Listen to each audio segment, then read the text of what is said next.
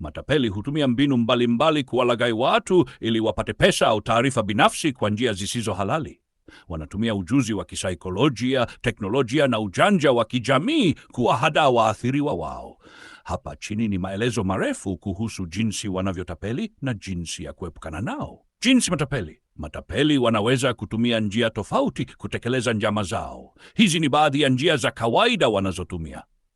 1. Matapeli wa simu. Hawa hutumia simu kupiga na kudanganya watu kwa njia mbalimbali, kama vile kujifanya kuwa maafisa wa benki na kudai kuwa akaunti yako ina tatizo, kisha kukuomba utoe taarifa zako binafsi kama PIN au namba ya kadi. Kujifanya maafisa wa serikali wakisema una deni au kesi na kwamba unapaswa kulipa haraka. Kukuambia umeshinda bahati nasibu ambayo hukuwahi kushiriki na kuhitaji utoe pesa au taarifa zako binafsi ili upate zawadi. Ulaghai wa mtandaoni. Huu ni udanganyifu unaotokea kupitia mitandao ya kijamii, barua pepe au tovuti bandia. Mbinu zao ni pamoja na barua pepe za ulaghai, phishing emails, barua pepe zinazodai kutoka kwa benki, PayPal au kampuni zingine kubwa, zikikuomba ubofye kiungo na kuingiza taarifa zako binafsi. Tovuti bandia. Matapeli hutengeneza tovuti zinazofanana na zile halali ili kuiba nywila na taarifa za kifedha. Mapenzi bandia, romance scams. Matapeli hujifanya kuwa wapenzi wa mtandaoni na baadaye kukuomba pesa kwa kisingizio cha dharura. Ulaghai wa kazi na biashara. Kazi bandia. Wanatangaza nafasi za kazi za kuvutia na kukuomba ulipie gharama za usajili au ada za usindikaji ili upate kazi. Mitaji ya uongo. Wanatoa fursa za uwekezaji zisizo halali kama vile miradi ya fedha haramu au mpango wa Ponzi ambapo watu wanapoteza pesa zao. Ulaghai wa kadi za benki na miamala ya kielektroniki. Matapeli huweza kutumia ATM scheme arifa zako unapotumia ATM. Wanaweza pia kutuma ujumbe mfupi wakidai kuwa ni kutoka kwa benki yako, wakikuomba uthibitishe maelezo yako. Ulaghai wa kukopa na kukopesha pesa.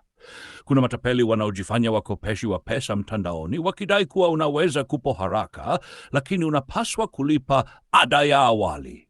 Wakishapokea pesa hiyo ya awali, wanakata mawasiliano au wanakupa masharti yasiyotekelezeka.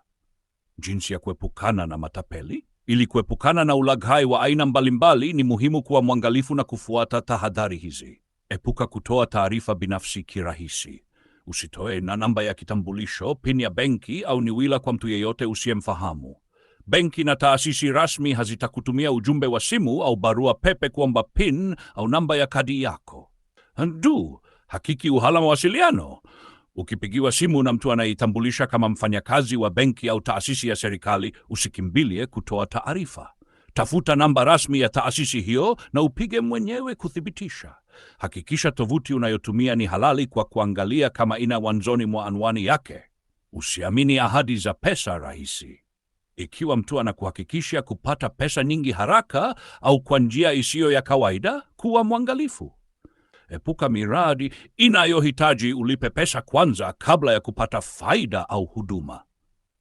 Thibitisha fursa za ajira na biashara. Kabla ya kulipa ada yoyote kwa kazi au biashara, hakikisha kampuni inayoitoa ni halali. Tafuta maoni ya watu wengine waliowahi kufanya kazi na kampuni hiyo. Tumia ulinzi wa kidijitali. Weka programu za ulinzi kwenye simu na kompyuta zako. Tumia neno siri kali na usilitumie kwenye akaunti nyingi tofauti. Epuka kutuma pesa kwa watu usiojua. Usitume pesa kwa mtu yeyote ambaye hukuwahi kumwona ana kwa ana na hujui historia yake vizuri. Ikiwa umekutana na mtu mtandaoni anayedai ana shida ya kifedha, chunguza kwanza kabla ya kumsaidia. Ripoti ulaghai mara moja. Kama unahisi umetapeliwa, ripoti kwa polisi, benki yako au mamlaka inayohusika. Unaweza pia kuwaonya wengine kwa kushiriki habari kuhusu matapeli unaokutana nao. Matapeli wanazidi kubuni mbinu mpya za ulaghai kila siku, lakini kwa kuwa makini na kufuata tahadhari hizi, unaweza kujilinda na kuepuka kuwa mwathiriwa. Kumbuka kuwa hakuna pesa rahisi, na iwapo kitu kinaonekana kuwa kizuri kupita kiasi, kuna uwezekano mkubwa ni mtego wa matapeli.